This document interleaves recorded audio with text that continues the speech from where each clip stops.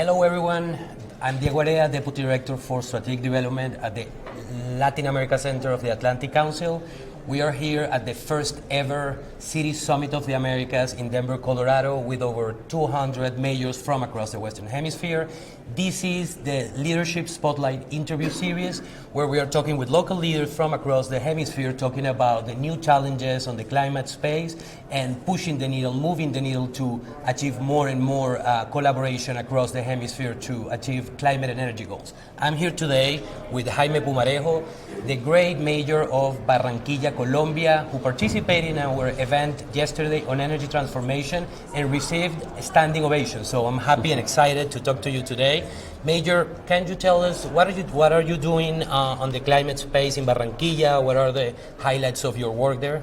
Well, Diego, thank you. The first thing I would like to say is one of the things that we're trying to concentrate on is preservation, conservation, and appropriation. So we're trying to get our people to acknowledge that we are part of the world and that everything that we do has an impact on it.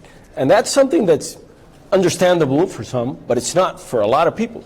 So what we're saying, although you live in a city, in an urban environment, everything that you do, every garbage that you toss, everything that you put into the ocean or a stream or a river has an impact. So the first thing that we're trying to do is that. And the second is to recuperate our spaces so that the people understand that creating urban spaces that are biodiverse also helps better the quality of life and further economic development and also make the world a better place. So in a sense, that's the first thing that we're trying to do. And the second one is to remind everybody that South America has a big role to play in the future, and that is climate adaptation and how nature-based solutions and the 22nd century is all going to be about nature-based science. So we have a lot of that because we are biodiverse.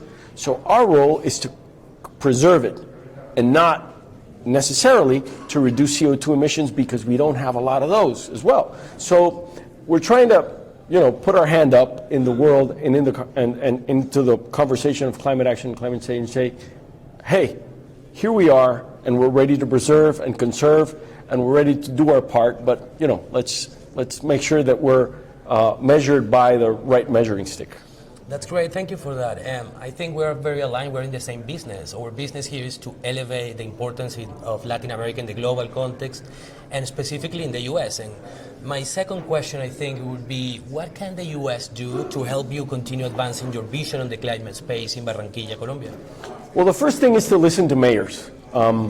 We are at the forefront of everything that's happening. We're the guys and the girls, in that sense, that have to see climate change take place. We had the highest rainy season last year in Barranquilla in our last 200 years.